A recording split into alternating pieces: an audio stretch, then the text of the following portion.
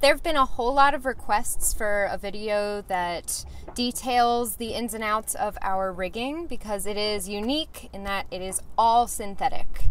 So we thought that we would dedicate this video to just the rigging. Yeah, so we're going to take you through everything from how it works, how to set it up, how to tension it, everything. And we're even going to go into pros and cons about it and the reasons why we chose it. So here we are, the video about our synthetic rigging.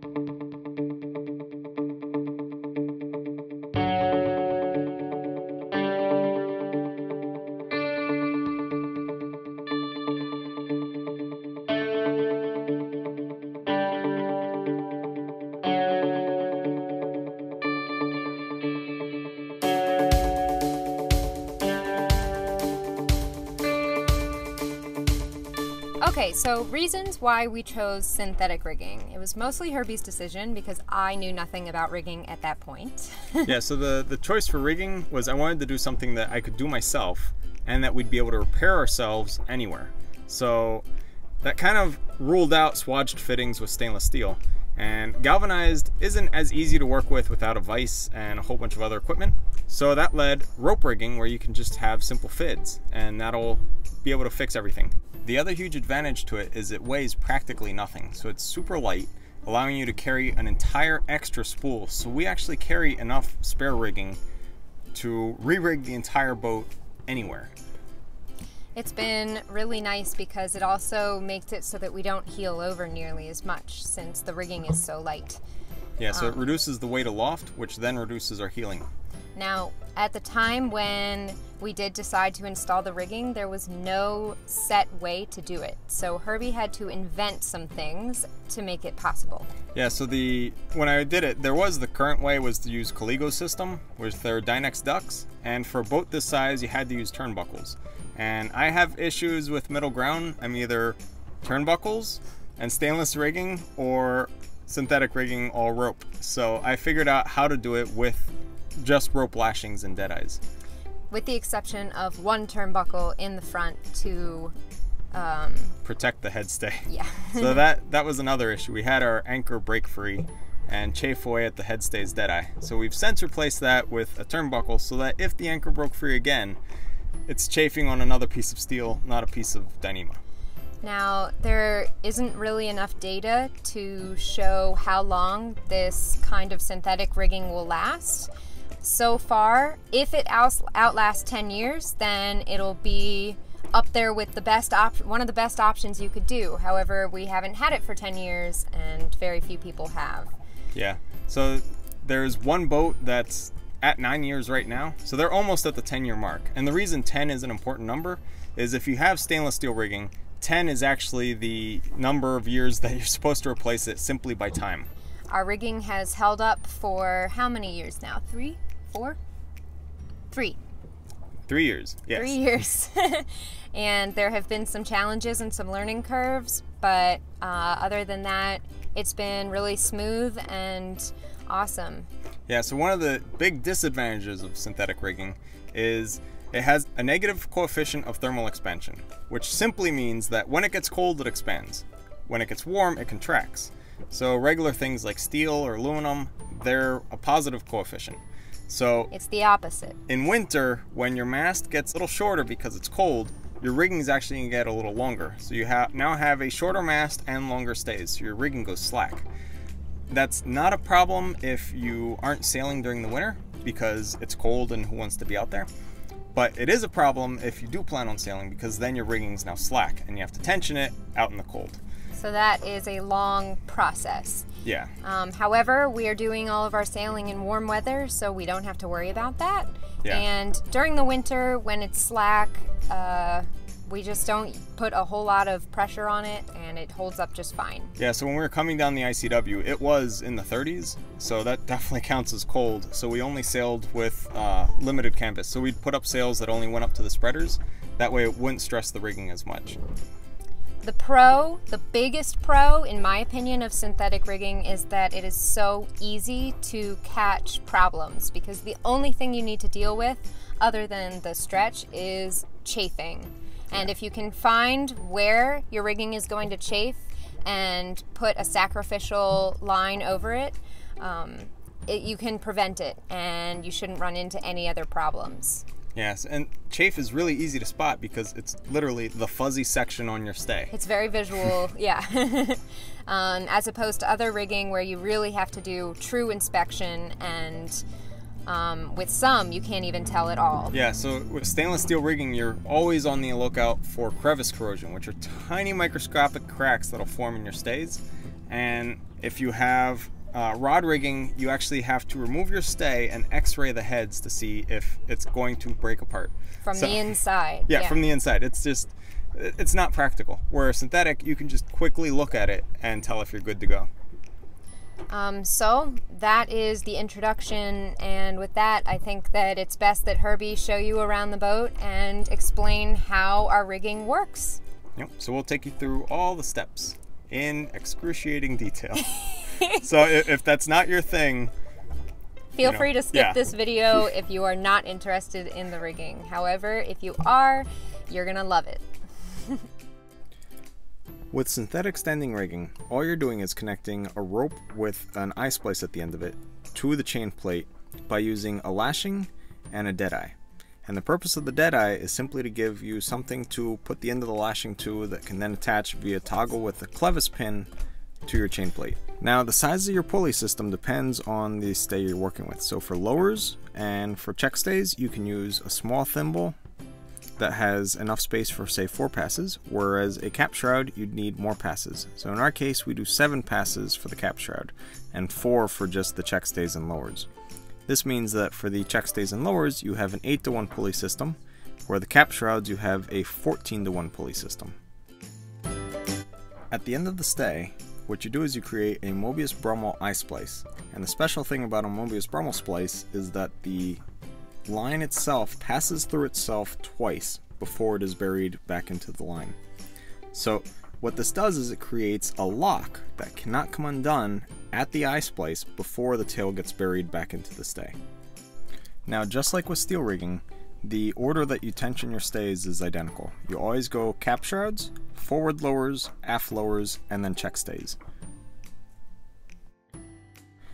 I use small fair leads that I created out of a small Dyneema grommet with a thimble in it, and I use it as a turning block to lead the force of the stay from vertical to horizontal so it can be led aft to the deck winches.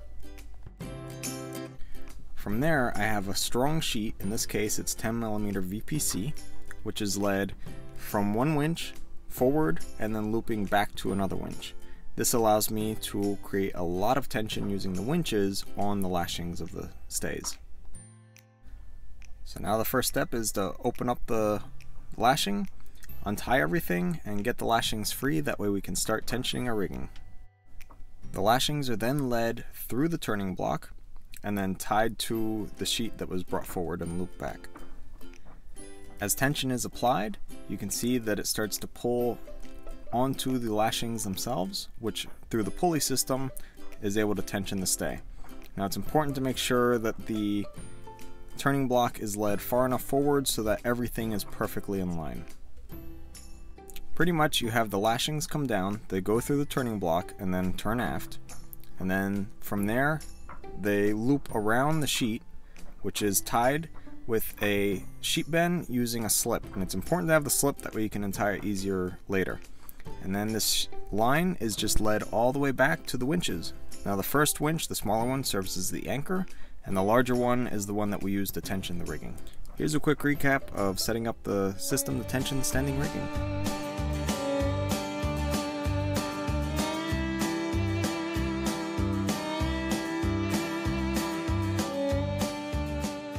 When we've fully removed all the lashings from outside, we come down to the Shroud Frapping Nut. Now this little tiny nut is actually what holds up the entire standing rigging and holds up your mast. So all this nut does is act as a frapping nut to help pull everything together and seize it in place. This long portion below it is simply the tails that are left over. Now when you tie the knot, you're welcome to cut it short, but the problem is anytime you need to tension your rigging, you need a new piece of Dyneema to tie it off, and that can get costly when you're tuning your rigging frequently. So in our case, we just leave the long tail wrapped up under it, and it all stays perfectly protected inside the lashings. That everything's been tensioned, we can remove the shroud frapping nut, and then that'll allow us to tension the rigging and pull in on the stays. Now it's really important to have both winches set up symmetrically. That way you are tensioning the same stay on either side. That way you can do it at the same time and make sure the mast stays perfectly in column as you do it. Once you've tensioned the stays, it's always good to take a look at the mast. You want to sight it up the front and up the sides, and what you're doing is you're checking to make sure that everything is straight, true, and in column. From a lateral view, you want to make sure that there is an aft rake to the mast and that the middle of the mast bulges forward. From the front of the mast, you want to make sure that everything is straight and in column, and that the center of the masthead is over the boat and that everything under it is all in line. Once everything is squared up with those two stays, you can tie a new shroud frapping nut and tension it up. Now while you're tying the shroud frapping nut, it's important to use a Marlin spike hitch to achieve enough tension.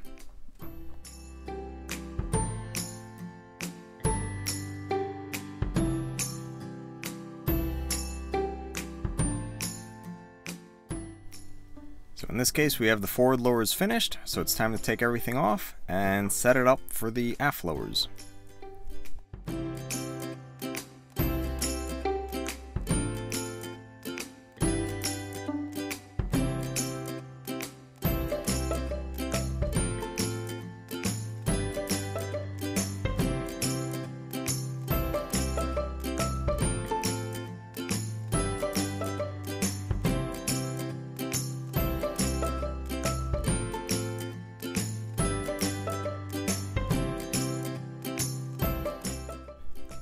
The shroud frapping nut lives inside the lashings, so they cover it and protect it from chafe. So that way if sheets or sails or anything is rubbing up against it, it's not actually rubbing on the nut that's holding up your mast.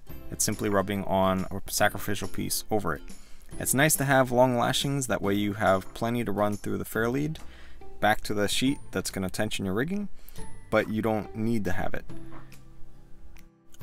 Once everything's set up, you can crank on the winch and you can see how the winches pull in the line, which then tightens everything through the block and tackle system.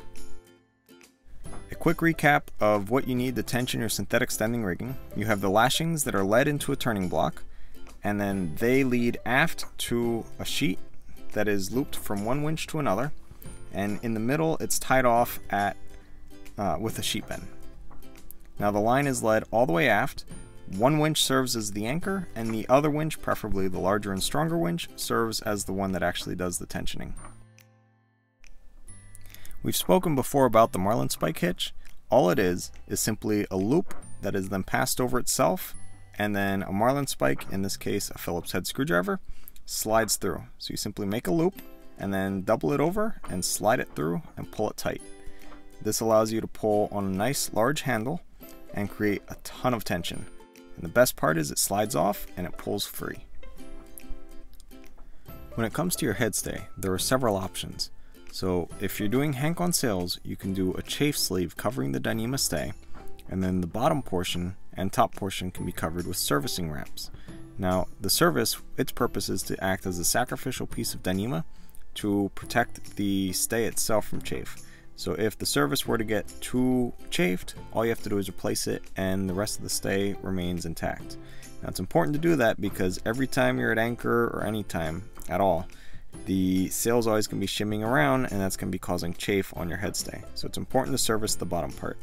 Another important thing is to have your sailmaker create soft hanks for your sail by simply sewing webbing straps on that move the hank instead of on the stay onto the side. At the bottom of our headstay we have a turnbuckle, and the reason is we used to have a deadeye, but our anchor broke free and destroyed the deadeye. So we've replaced it with a stainless steel and bronze turnbuckle. That way if the anchor does break free again, it's going to be banging against a piece of metal and not a piece of Dyneema. Now with a Dyneema backstay, it's really easy to create a backstay adjuster. All you need to do is take two friction rings, or frictionless rings, and tie them up together in a grommet and set them pinching the split backstay. So as you pull the contraption down, it's going to pinch your backstay, which will increase the tension, and then as you hoist it back up, It then releases the tension. Now tensioning your back stay in turn tensions your head stay and increases your windward performance. The next step in our journey is to take a trip up the mast and see how the stays actually attach up there. So a lot of people ask, how does the stay attach to the mast? As you can see, there's a Mobius bromo eye splice, which then attaches to a clevis pin in a toggle, and then that toggle attaches to a tang, which then is bolted to the mast. So this whole setup takes the stay and attaches it to the mast in a very secure and very safe manner. The head and back stays attach in the exact same fashion. The lowers attach in much the same fashion, so it's simply both stays coming into one large tang, which is then bolted to the mast. But still, each stay attaches to its own toggle, which then attaches to the tang. Now where the spreader attaches to the stay, to the cap shroud, it's a difficult situation. So at that point it's going to make a sharp bend, which is going to cause chafe, and then it's constantly rubbing against the spreader tip. So that section of the stay needs to be serviced, and then the stay itself is actually lashed and whipped onto the spreader tip. That way it won't move at all.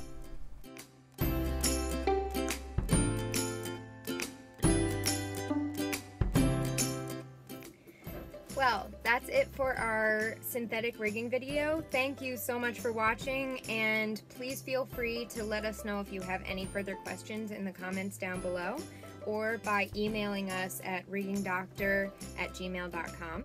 And if you'd like more information on the topics, please check out the blog. It goes way in depth on everything. And that's riggingdoctor.com. So, thanks and have a great day.